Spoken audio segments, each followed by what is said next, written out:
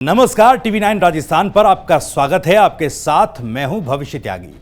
राजस्थान में चुनावों के लिए राजनीतिक दलों की मशक्कत जारी है। हर सीट पर हर एक राजनीतिक दल अपने सियासी नटबोल्ट कसने में लगा हुआ है। आज इस वीडियो में हम मारवाड़ की उस सीट का जिक्र करेंगे जहां 25 सालों से कांग्रेस हार रही है, लेकिन ऐसा कहा जा रहा है कि इस बार इस सीट पर बीजेपी का खेल बिगड़ सकता है। दरअसल हम बात कर रहे हैं मारवाड़ की सिवाना सीट की। मारवाड़ की सिवाना विधानसभा क्षेत्र को स्थानीय भाषा में सिमाची भी कहा जाता है। सिवाना मुख्यालय पर स्थित किले का निर्माण मारवाड़ शासक मालदेव ने करवाया था।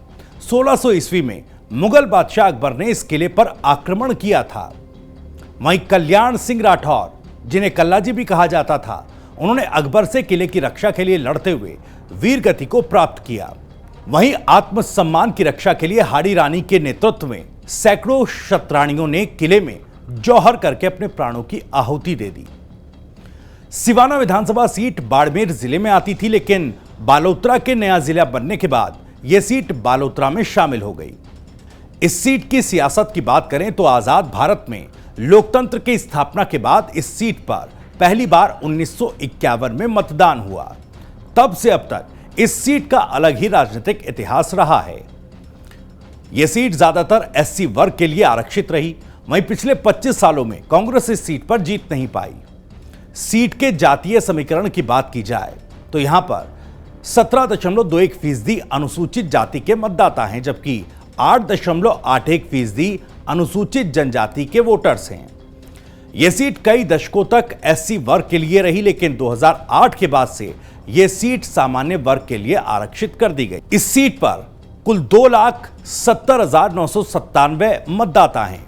इनमें करीब अनुसूचित जनजाति के 25% से ज्यादा वोटर हैं। इस सीट पर 1998 के बाद से कांग्रेस जीत दर्ज नहीं कर पाई। इस सीट पर निर्दलियों ने कई बार दोनों ही पार्टियों के समीकरण बिगाड़े हैं। कई बार यह सीट निर्दलियों के कब्जे में भी रही। इस सीट पर कई चुनावों में कांग्रेस तीसरे नंबर पर रही। 2013 के विधानसभा चुनाव में कांग्रेस ने पंकज प्रताप सिंह को टिकट देकर मैदान में उतारा था, लेकिन इनको सिर्फ 18,000 वोट ही मिल पाए। यहां टक्कर बीजेपी और निर्दलीय उम्मीदवार के बीच रही थी। मई 2018 में सिवाना से कांग्रेस के प्रत्याशी रहे पूर्व जिला प्रमुख बालाराम चौधरी ने निर्दलीय ताल ठोकी। इस चुनाव में बीजेपी के हमीर सिंह भायल कड़ी टक्कर के बाद महज 957 वोट से चुनाव जीते थे। इस चुनाव में कांग्रेस तीसरे नंबर पर रही थी। इस बार सिवाना विधानसभा सीट से दावेदारों की लिस्ट लंबी है।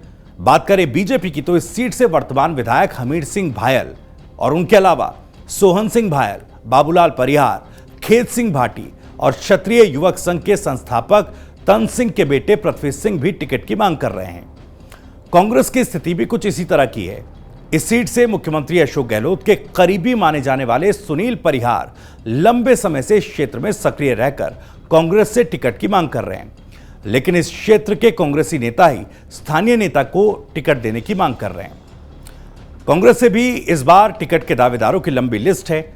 इस सीट से इस बार सुनील परिहार, पंकज प्रताप सिंह, सिवाना प्रधान मुकुंद सिंह राजपुरोहित, गरिमा राजपुरोहित, बालाराम चौधरी, पंकज प्रताप सिंह, गोपाराम मेघवाल समेत कई नेता इस सीट से कांग्रेस की तरफ से टिकट की मांग कर रहे हैं। आपको बता दें कि सिवाना विधानसभा सीट का ज्यादातर इलाका ग्रामीण क्षेत्र है। यहां ज्यादातर लोग खेती पर निर्भर हैं। इस क्षेत्र में लंबे समय से पेयजल की काफी दिक्कत आ रही है, समस्या चल रही है। इसे लेकर सिवाना मुख्यालय पर पिछले 2 साल से धरना भी चल रहा है। वहीं सड़कों के हाल खराब हैं। इसी क्षेत्र से लूनी नदी निकलती है। ऐसे में पाली की फैक्ट्री लूनी नदी के जरिए इस क्षेत्र के किसानों की जमीन को बंजर कर रही है।